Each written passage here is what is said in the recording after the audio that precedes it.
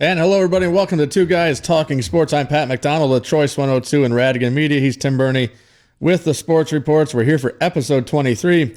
Joining us here in just a little bit will be Towanda head football coach Jamie Wecker. His squad getting ready for a big District 4 semifinal game this Friday night.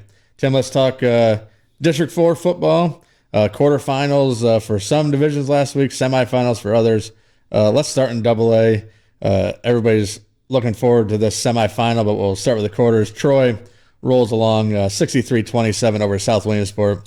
As long as everybody stayed healthy, that's the goal there. No surprise there. Yeah. We had, South was coming off a 14-7 win over Northwest area, so I don't think there was any thought that they were going to spring the big upset last week. So Troy gets the win, and now they played at Alperon Park this past Friday, but now their decision. They're going to Mansfield University to host Southern Columbia, who gets a 39-0 win over Hughesville. So an interesting matchup here. Southern, 4 losses on the year, I believe, including one to a mediocre Mifflinburg team. So we'll see if Southern's really vulnerable, or and we've been saying all year, this is Troy's year to beat Southern Columbia if they do it. Yeah, if they don't this year, who knows when they will. You wonder, Alperon Park's a home field advantage, and I just wonder if that's a wise idea to go over there on the turf. But they obviously think they're a better team on the turf, and they want to get on the turf. And yeah, they want to get their athletes on a better field, I guess. And I think they were going to be forced to do that this year, maybe in the finals. Because the district finals is technically the first round of states, I guess they're saying. So that's supposed to be on turf, but Troy decides to go to Mansfield this week. It should be a great one. Wish I could go over there and watch that one. But it should be. Hopefully, I'm rooting for an NTL team. Obviously, Troy to get the job done. Jimmy Smith has done a great job for a long time over there. Evan Woodward, who we had on the show here a couple weeks ago, great kid, and a lot of great kids over there, and they deserve a chance to play. Not only play for district title, but maybe win one this year. Yeah, and it'd be nice. I mean, Southern Columbia. How do you argue with what they've accomplished over the past few years, decade or more? But no, it'd be really nice to see, and it'd be even nicer to see an all-NTL District 4 final. So Towanda, I was down there at the Endless Mountains Athletic Complex Friday night, had the call on 95.3 The Bridge. Towanda pulls away from Bloomsburg, 42-20. Another guest of ours, Riley Vanderpool, 6 touchdowns on the night, just incredible. He had 2 at least that were just highlight reel touchdowns where he should have been tackled in the backfield almost and went the distance. So congrats to Coach Wecker. You'll hear from him here in a little bit in the Knights. But that was an impressive win. First home playoff game since 2011, I believe. And it was a great crowd. That's kind of hard to believe. Yeah. It really is. I told Coach Wecker before we went on the air with him that I picked Bloomsburg last week to beat them. Played a much tougher schedule. But that's what I get for picking against Riley Vanderpool. Incredible performance. They're going to see another tough one this week. Warrior Run has some nice wins. That's a program that struggled some in the last decade or so. But this year they seem to have put it together. A couple nice wins. Yeah, Warrior Run went 6-4 on the year. They actually lost 3 of their last 4 to end the season, including a loss to Loyalsock, but then they get the job done, obviously, against Loyalsock there. So impressive win there, and now, it should be fun. Yeah, I think it's going to be, like I said, I'm not betting against Riley Vanderpool this week. So, Another home game, and you don't know. I was talking to Coach Wecker. I mean, we're hoping Troy wins, but Southern obviously could easily win that game. And then if Towanda wins, they get to host a district final in Towanda, which would be incredible for that fan base who's waited a long time to get back to this kind of level. They've, been a few years. Absolutely. So, it could be an all-NTL district final, maybe at Mansfield University if Troy and Towanda both get the win. Looking forward to it this week. Towanda, Warrior Run. We talk about it later, but Sawyer Robinson, the middle linebacker, also played a little fullback last week. Man, he kicked out some blocks there that were nasty. Various Farrell, Reese Slater, Riley Slater. They're just some good athletes, and Coach Wecker's done a nice job in his first year. A lot of experience on that team, too. A lot of those kids played varsity for three or 4 years. Absolutely. They've taken the bumps and bruises. Now they're getting to celebrate there, so it's good to see. Unfortunately for our other teams, Class A, Muncie takes care of Canton 56-14 in the semifinals. So the showdown we've been waiting for in Class A, Muncie Line Mountain, happens this week on Friday night. Yeah, Muncie, I didn't think that would be as close as some people around thought it was going to be. Muncie's tough. Austin Johnson is a man, and that's going to be a good football game. Line Mountain's played a rugged schedule. Muncie's been very good against good teams. So that would be one that would be fun to watch, too. AAA, we don't have any teams locally, but Danville got a bye. They'll play Montoursville. That should be a decent one. Lewisburg, another good team. They're playing Mount Carmel, so great games coming up in AAA. Yeah, that's talk about football. That is some programs down there that have had a lot of success in recent years. That Danville program's been very good the last 5 years. And then in Quad A, Shamokin takes care of Athens 50-7 down there in coal country. Shamokin, they've been waiting for this year for a long time. They beat Mount Carmel for the first time in 25 or so years. Had 4,200 pre-sale tickets for that game a couple weeks ago, and I think over 7,000 people at that stadium for that one. So Shamokin, we knew it was going to be a rough one for Athens.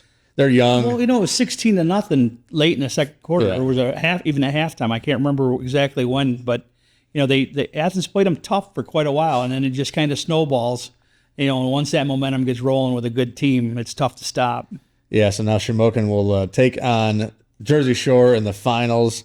I know they played earlier this year, 30-28. Yeah, I was going to say Jersey Shamokin Shore. beat Jersey Shore. I said Danville's been good the last 5 years. So has Jersey Shore. And if you remember, it wasn't long ago Jersey Shore was a team that went 1-9, 0-10 perennially. They were a doormat in District 4.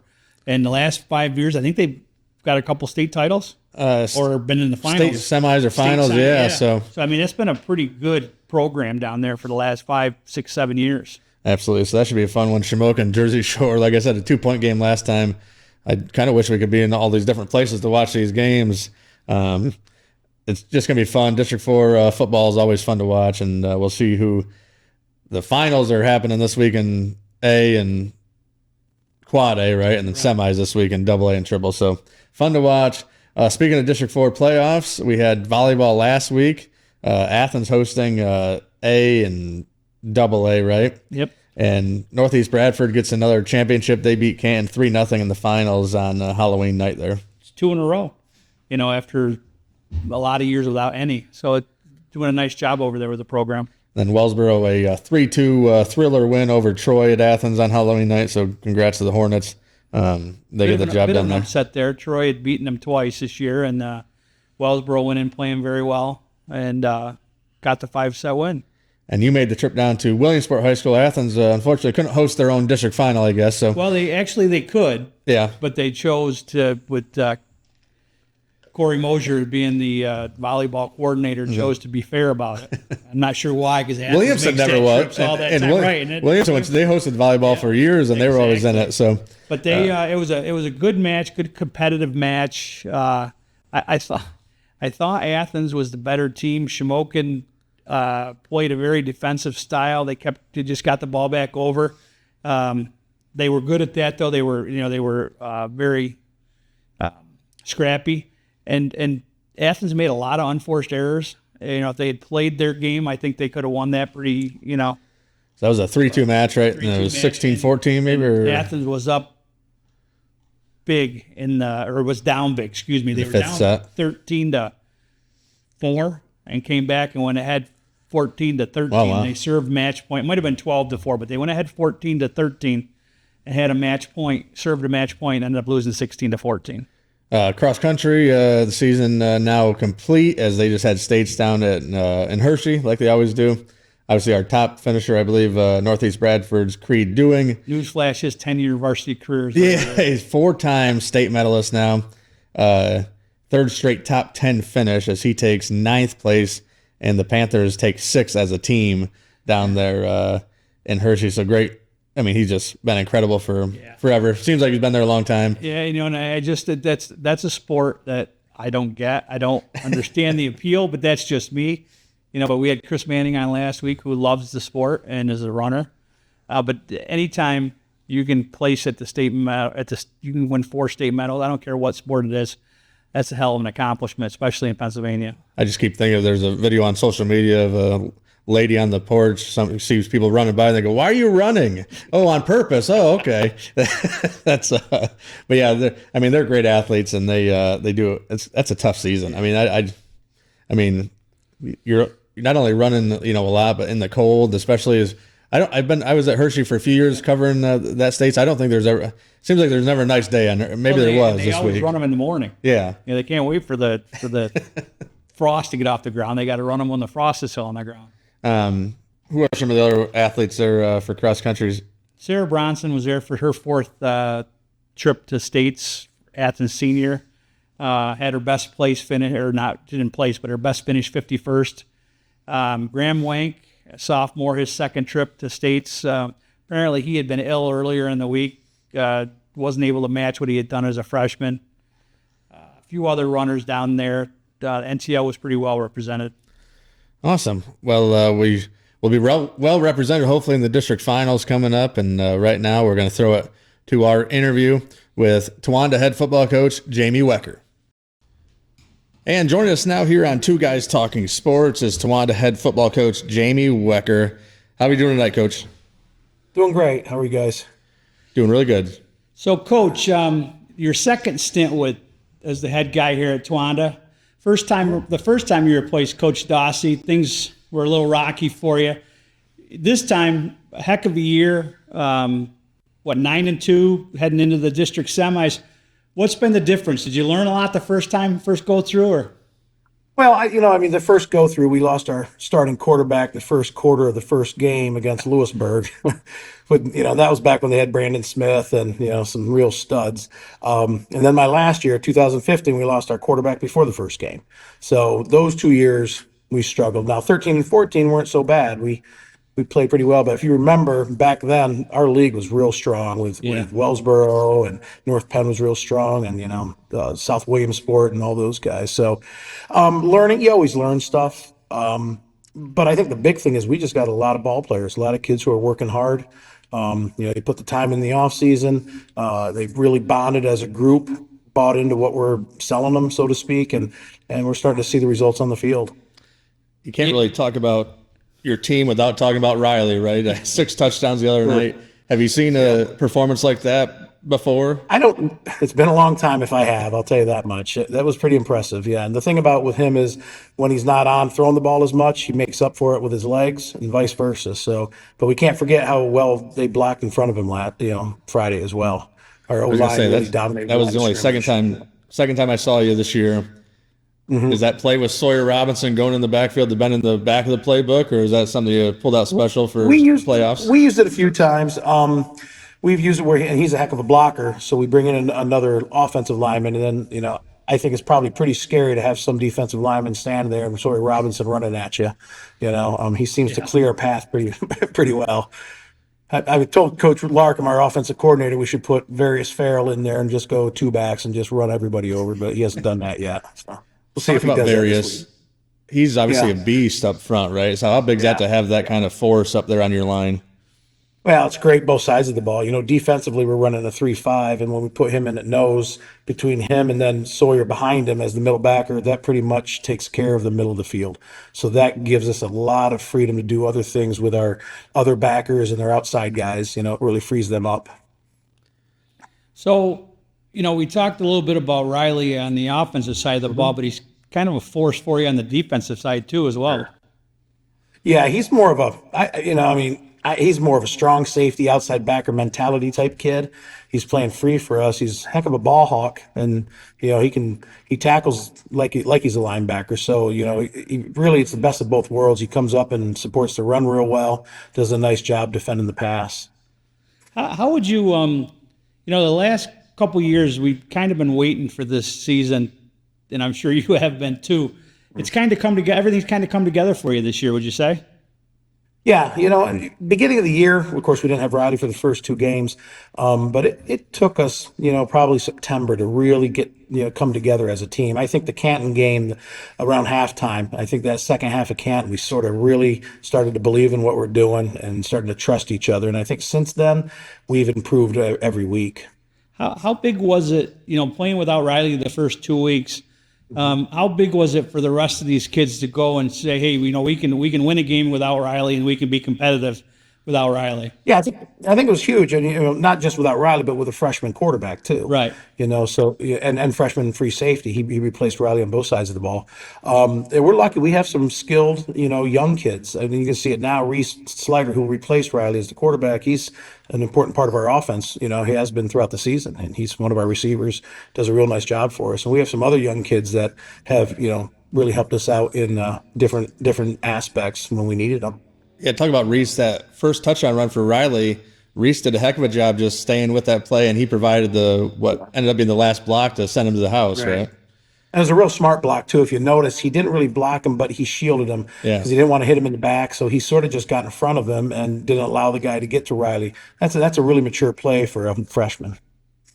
How big is it to have such a good wrestling program? You talk about some of these guys being great tacklers. That's got to have something to do with it, right? Riley, I mean, Sawyer Robinson, Riley Slider, all these guys are, state caliber wrestlers. Oh, yeah. Yeah, and I think it goes both ways. I think they bring that mental toughness of wrestling to them. They have that toughness on the field, and that certainly comes from the wrestling program. And I think also what we're doing here is going to help our wrestling program too. I think that it'll carry over into the winter sports. But yeah, that mental toughness. I guess it's the wrestler mentality that makes a huge difference. You talk about this senior class you have has been active for 3 or 4 years between football and wrestling. So, I mean, you got a lot of experience on a big stage now from a lot of these kids. So that's got to be a big help for you too. Oh, absolutely. There's no substitute for experience. These kids have pretty much been through everything through their careers, highs and lows, and they don't really get rattled on the field. We see new stuff every Friday. Every team puts something new in every week, and they're at the point where they've seen pretty much everything, and they don't worry too much. They seem to just handle it, take it in stride. And like last week, great example when we were up 14-0, all of a sudden it's 20-14 Bloomsburg, and you could have had a meltdown, we could have fallen apart, and that could have been the end of the season. But they buckled down, got a touchdown right before half, and then the second half came out and pitched a shutout, and put 3 more touchdowns on the board. So, yeah. I was calling the game on the 95 through the bridge Friday night. Talk about that crowd. How fun is that? First home game for the playoffs is what, 2011? Talk about that crowd there. Yeah, it was great. And, and you look up and you're hearing the kids, the people cheer, and you turn around and it's, a couple hundred of your students there screaming and hollering and the excitement. I just, I think it drives our kids, and it really made our kids, so excited and pumped up. If you saw at the end of the game, they were turning around and thanking the students.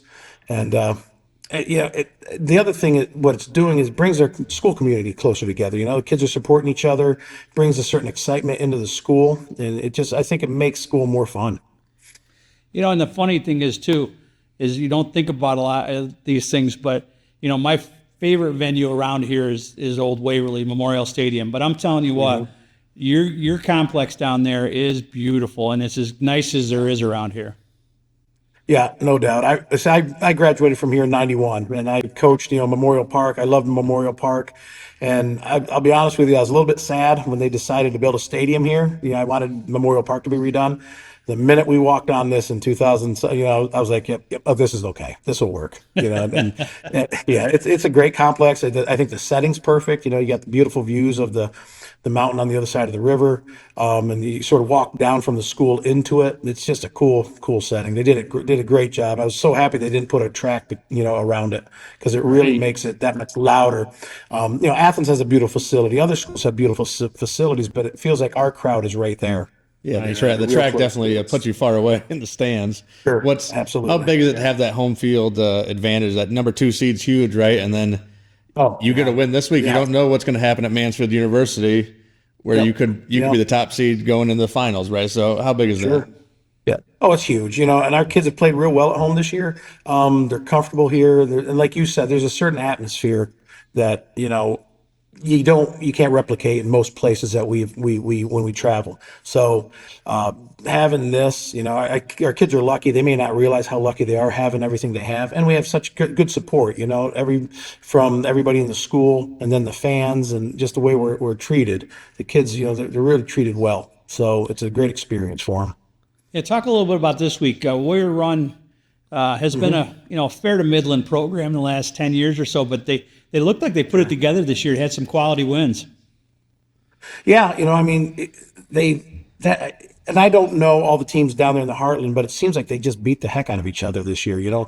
Everybody was like 6-4, 7-3, Right. 5-5, and you got a 5-5 or 4-5 team beating a 7-3 team.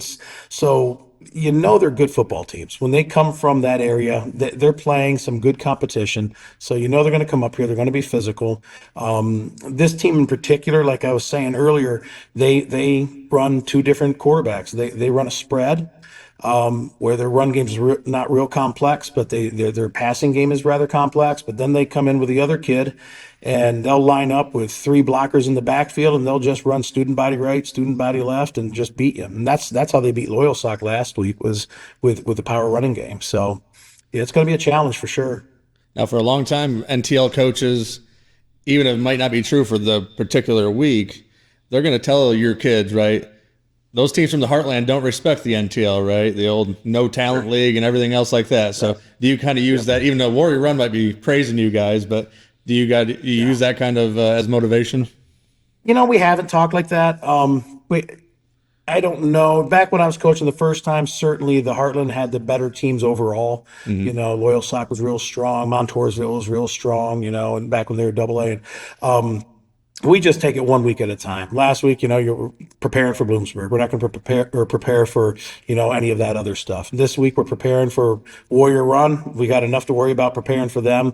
And we don't need that extra bulletin board material, I don't think. These kids are motivated. How big would it be for the NTL, though, if both you guys and Troy could get a win this week and have that District 4 AA final be two NTL teams? Yeah. Oh, that'd be great. That would be awesome. Yeah, we were talking with the coaches, and that's nothing against the Heartland, but having some pride, being an NTL guy my whole life, I want to be able to say the best two AA schools in District 4 are 20 miles apart. And their NTL teams are the no talent league teams. I don't get this chance to talk to Coach very often, so I just want, in this setting, just give me a few thoughts. How difficult was it this year to prepare for Troy and that juggernaut they've got going? Well, without giving too much away for next week, hopefully, yeah, they got a couple players. Yeah, so we just, look at it. Excuse me. We talk about, hey, go out, play your game, do the best you can do, try to win each play and make them beat you. If you go out there and play your game best you can or close to the best of your ability, there's no shame in whatever happens. So how you prepare for it, I mean, like we do with every team, what do they do best and how do we take that away and force them to beat us with what they don't do best? So Jack Young takes over as athletic director for you. His first week on the job, Craig says, I'm going to be retiring. So his first decision is basically hiring you. So what's it like to have Jack as the AD and have Craig and Jack both kind of, I'm sure you can call them whenever you need any kind of advice or. Well, Craig's pretty busy. He's coaching the receivers down at West Point Sprint football. Oh, wow. So okay. he's still coaching. Yeah. But yeah, he shoots me a text and I've talked with him some, not so much X's and O's, but just other things the ancillary things you deal with as a head coach, but as far as Jack goes, I've known Jack since I was probably 4. I don't know. My sister was good friends with his sister. So I've known the family forever. Jack Young Sr. was my coach. I knew Jackie, he helped coach. And so I've known him probably for 45 years. So we've been close. We've gotten closer now working together, but it's great having him. He has a coach's mindset. He understands what you're going through. He has been great. He's done a really good job. I mean, I'm an Athens guy, so it's weird for me to see him in not the silver and black, but it was really cool to see him in that orange and black and really cheering on your team because that's got to feel special for him. His dad was a legendary coach there. He played there, and just to be able to be a Black Knight again, that's going to be pretty cool. Yeah, and we've talked about it a little bit. Not he's not gone into great detail about that, but it has to be awesome for him. Just kind of in back where it all started for him. And like you said, the legendary Jack Young coach, and being back in the comfortable confines of Towanda High School, I guess, is probably a neat thing for him. And he's doing, like I said, he's doing a phenomenal job. So he must be enjoying it. what's it going to take this week to get the job done once again at home, beat Warrior Run, and get to the finals? Yeah, we just got to be disciplined, defensively, make sure if the play's outside of you, keep it there. If it's inside, keep it there. Like I said, he's a spread quarterback. He's mobile, doesn't run an awful lot, but can run. So we got to make sure that we take good angles at him, and we got to make sure that we don't make mistakes in the secondary, good coverage, that kind of stuff. They're going to get some plays. There's no doubt. Like I said last week with Bloomsburg, the kids are too talented not to get plays, but we just got to try to limit those plays. And then when they happen, move on. Offensively, just, see what they're trying to take away and try to take advantage of what we can. They seem to have a pretty solid defense. It's very, very basic four. Usually they ran some five. I don't know what they're going to do with us, but they don't blitz an awful lot, but they're sound. They're smart kids, and they're really not out of position much. So we've just got to fight every play and get what we can get. All right, that is Towanda head football coach Jamie Wecker. Coach, thanks for joining us here on Two Guys Talking Sports, and good luck this Friday night. Thanks, guys. Appreciate it. Thank you, Coach. We want to thank Towanda head football coach Jamie Wecker for stopping by here on Two Guys Talking Sports, and good luck to him and the Black Knights. Before we wrap up, Tim, let's talk some NFL football. Well, we got to start with your Eagles. I've been watching football for 50 years, and I've never seen anything like Saquon Barkley's backwards hurdle of the defender yesterday. That was incredible. I mean, leading up to that was like the beautiful spin move. I mean, it was an incredible play before that, and then he adds that to it.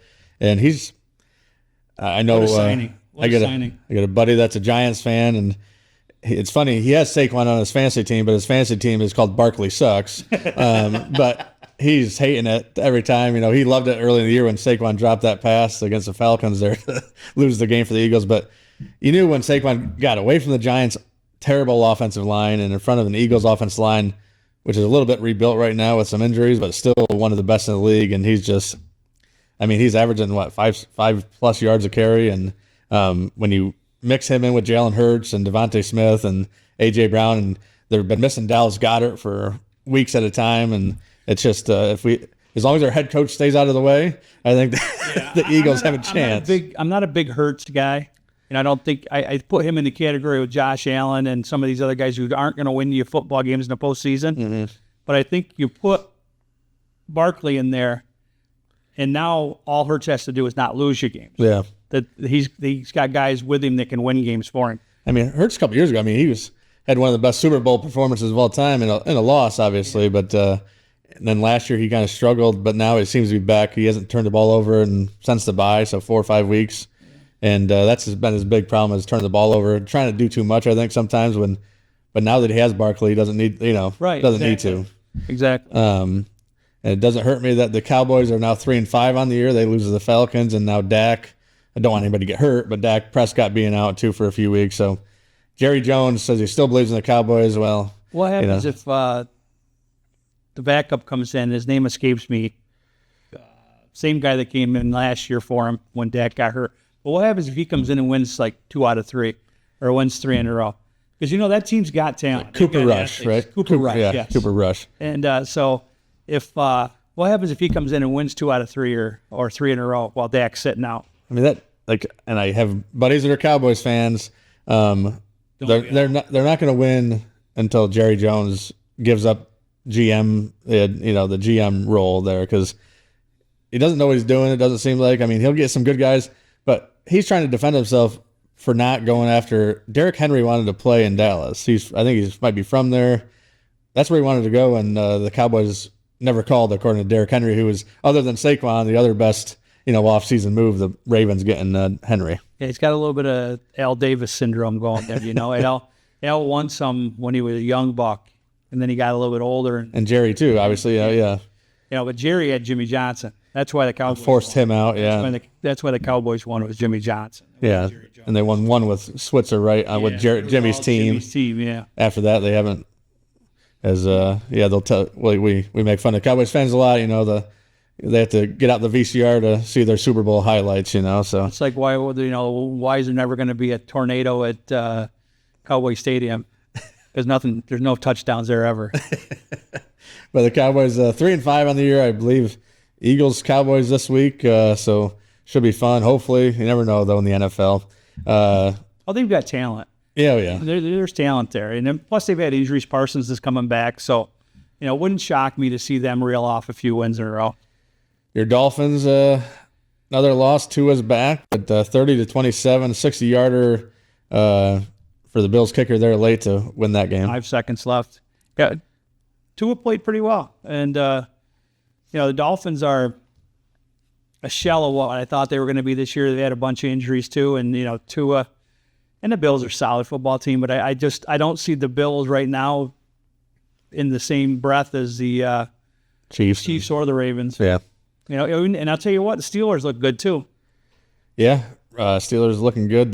They get the Commanders this week, so that should be interesting. Commanders 7-2, so they play the Steelers. Then they go Thursday night to Philly, the 14th. So Commanders, a couple of tough ones They get a coming short up. week off. Yeah, The Steelers. Ravens a big win over the Broncos, 41-10. Yeah, How do you lose to the Browns and then turn? I know that's the NFL though. And Vikings keep on winning, 6-2. They get to win 21-13 over the Colts Sunday night. So it's a weird year. Other than the Sam Darnold's not bad. I know he got kind of laughed out of New York and stuff, but he's played on some bad football teams. Now he goes into Minnesota with that receiving core, and a good running back. I mean, they're tough, and he's got a strong arm, and those guys get open, he can find them. I mean, look at Geno Smith and now Darnold there. They get away from the Jets. Yeah, right. They find success. Justin Jefferson, Addison Reed, and T.J. Hawkinson. That's pretty good combo receivers. Yeah, it's going to be interesting. See how it goes. The Chiefs are still the Chiefs, right? Who's the best team in the NFC? The Lions. Lions, yeah. Which is, I never thought I'd say that. They're 7-1 on the year, plus 110 differential, so pretty impressive there. And you got to love the coach. Yeah, just a hard-nosed, old, perfect for that city. Exactly. And they've had a GM that's done a heck of a job, and we'll see if the Eagles struggled after they lost their offensive and defensive coordinator after that Super Bowl run there, and we'll see if Ben Johnson, the OC at Detroit, finally leaves after this year, and see he didn't like any jobs last year, must be, or else he would have taken one. But we'll see where Belichick. I think Belichick's going to get a job here eventually, because I can't see the Cowboys sticking with McCarthy if they lose 10, 12 games. He was on a podcast and somebody asked him about his coaching future. He said, "Can we go to the next question?" So he didn't want to talk about it. I think he might be looking at the NFC East between the Cowboys, Giants, and Eagles. I mean, he started with the Giants. Big market. Yeah. Started with the Giants, and I don't know if he'd go to Dallas unless Jones gives up control, though. Right. But it's going to be fun to watch the rest of the way. That's going to do it here for episode 23 of Two Guys Talking Sports. We want to thank our sponsor, Jay Lister, LLC, and Lenders Assistance. Give Jim Lister a call, 607-857-2036. You can email Jim at jim.lister@yahoo.com. Let Jim's 30 years in the automobile industry work for you. That's going to do it for episode 23 of Two Guys Talking Sports. We will talk to you next week.